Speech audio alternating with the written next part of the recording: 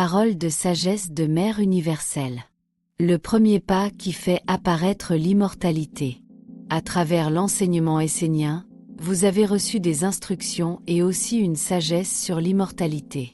Ce sont des paroles qui ont été prononcées pour vous et offertes par un monde supérieur qui est lié à Dieu le Père dans la grande pureté. Comment avez-vous reçu ces paroles et surtout, qu'en avez-vous réellement compris?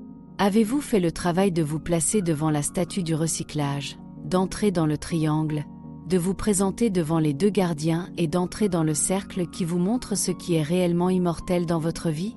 Les questions sont: avez-vous trouvé ce qui, en vous, entrera dans l'immortalité et aussi, connaissez-vous ce qui, de votre vie, demeurera sur la terre pour inspirer et guider les générations futures? Comment serez-vous identifié lorsque vous n'aurez plus de corps terrestre et quel est l'héritage que vous transmettrez? L'immortalité signifie que vous continuez à vivre de deux façons, l'une qui vous est propre, qui est à l'intérieur de vous et que vous offrez aux anges, et une autre qui est un capital que vous transmettez à une lignée afin que votre œuvre, votre don perdure sur la terre en passant d'un être à un autre. Je sais que vous pensez que les belles vertus, l'engagement que vous avez pris auprès de la nation essénienne, votre dévotion, votre participation à l'œuvre de Dieu seront pour vous une immortalité.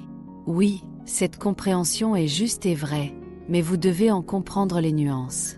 Vous recevez une bénédiction, une chance, une opportunité, mais si vous voulez que ce soit réellement puissant, vous devez y participer en conscience, avec votre être propre et librement. Vous devez agir à partir de votre propre centre et participer activement à l'organisation de l'œuvre sur la terre. Cela peut être accompli très simplement, mais avec cœur, avec conviction et surtout à partir de votre être intérieur le plus pur et uni à moi, à mon école, à ma sagesse, à mon être. Il est simple de croire qu'il y aura tout un monde qui apparaîtra après vous et qui prendra la relève pour finir ce que vous avez commencé et organiser ce que vous n'avez pas terminé. Peut-être que cela sera ou ne sera pas, mais sachez que vous êtes unique et que votre œuvre est réellement unique. Vous devez non seulement la faire apparaître dans la perfection, mais aussi la transmettre pour qu'elle puisse perdurer non seulement à travers une organisation et des structures matérielles, mais également et surtout avec un monde subtil vivant, clair, présent et évident. La lettre sans l'esprit, le génie et l'alliance avec l'intelligence supérieure qui fait apparaître les dieux conduit vers la mort. Alors, si vous pensez que vous n'avez pas à finir le travail afin de le transmettre dans la perfection, c'est que vous n'êtes pas dans la sagesse et donc que vous vous tenez en dehors de mon école. Vous serez bénis, car l'œuvre de la nation essénienne est belle et elle plaît à Dieu. Mais vous ne serez pas dans la pleine conscience qui apporte la vraie puissance ouvrant la porte de l'immortalité. Je ne vous parle pas de la puissance du monde des hommes, qui est souvent liée à un pouvoir sombre et destructeur. Je vous parle de la capacité d'être réellement soi, un avec moi et d'agir simplement en conformité avec l'être véritable jusqu'à faire apparaître une œuvre qui rend hommage à Dieu et qui est capable de vivre à travers les siècles en demeurant vrai et pur. Être sage, c'est me rencontrer, c'est me connaître, moi, la terre, votre mère, et aussi mon école. Ne pas être sage, c'est être dans la croyance de ce qui n'existe pas et qui donc ne se produira jamais. Personne ne peut vivre à ta place et personne ne peut accomplir ton travail pour toi. Ces méthodes sont celles des ténèbres. Elles n'appartiennent pas à la lumière, car elles ne fonctionnent pas, elles engendrent la confusion et la faiblesse. La force, c'est d'être soi et d'accomplir son œuvre, la plus modeste soit-elle, avec cœur, conscience et librement. Si vous voulez qu'une œuvre que vous avez accomplie puisse demeurer et perdurer, vous devez tout organiser. Vous le savez. Alors, pourquoi pensez-vous que c'est différent pour une œuvre dédiée à Dieu? Je dis que vous devez encore plus en prendre soin parce qu'elle est dédiée à Dieu et que Dieu est ce qui est le plus proche de vous, le plus intime, le plus précieux, l'essentiel. Le reste, aussi intéressant qu'il semble être, demeure toujours extérieur et passager. Dans votre vie, vous devez accomplir une multitude d'œuvres, certaines à court terme, d'autres à long terme, certaines qui doivent être posées à certains moments et à certains endroits. Au final, vous vous organisez pour être certain de connaître une longévité en toutes choses, mais vous laissez de côté l'essentiel, ce qui toujours est lié à ce que vous êtes dans le caché et qui ouvre la dimension de l'immortalité. C'est pour vous enseigner cette sagesse qui est un art de vivre et une science que je vous offre ma deuxième initiation. Celle-ci va vous inviter à prendre soin de ce que vous avez reçu, de ce que vous avez et de ce que vous allez donner à votre tour. Elle est le premier pas qui fait apparaître l'immortalité. Vous avez reçu l'immortalité dans vos oreilles et peut-être dans votre cœur comme un souffle parlé qui venait du monde des dieux. Mais vous ne vous êtes pas mis en action à partir de votre propre centre intime, de votre lumière secrète pour toucher ma terre et l'imprimer de la force de votre pas. Conscient et déterminé dans la sagesse vécue. C'est pour vous conduire dans cet éveil intime, au centre de vous, et vous faire faire ce pas que je vous ai invité dans ma maison et que j'ai décidé de vous instruire et de vous guider afin que vous donniez cette première impulsion à l'immortalité au cœur de votre existence d'Essénien, d'Essénienne. Je ne veux pas ici révéler réellement ce qui se passe dans mes mystères éternellement sacrés, car mes enseignements ne peuvent que se vivre intérieurement et collectivement à travers une organisation et un cercle d'initiés qui se tiennent dans la pureté de ma présence et me rendent vivante. Néanmoins, je veux vous dire que cette deuxième initiation s'appelle la véritable tradition, qui est la transmission et donc la connaissance du fil de lumière qui tisse les mondes et les maintient à travers les âges. Ce fil se noue et se dénoue pour tisser la trame de la destinée, qui suit une multitude de routes en fonction des influences mises en action. La transmission que je veux éveiller en vous est la plus pure, celle de votre être véritable, la tradition de Dieu qui voyage à travers les temps, en passant d'un être à un autre, d'une époque à une autre. Il ne s'agit pas de nourrir en vous de belles idées, mais d'être vraiment vous-même et de savoir ce que vous devez transmettre pour entrer dans une vie plus grande que la mort. Vous êtes né, vous avez vécu, vous avez accumulé un capital, mais vous ne le connaissez pas.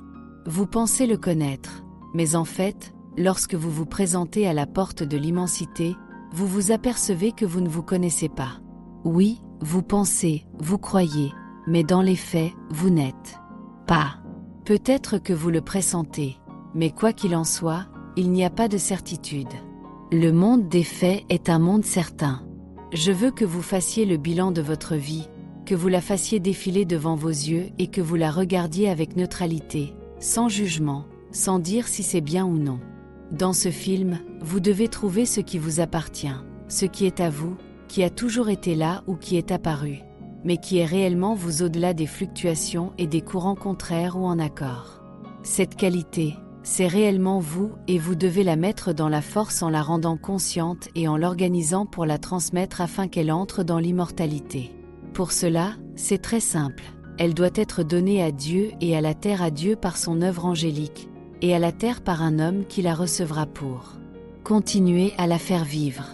Comprenez que c'est un savoir, une conscience et une organisation. C'est une intention, une volonté, des actes, des mots prononcés qui définissent ce que vous faites de votre vie.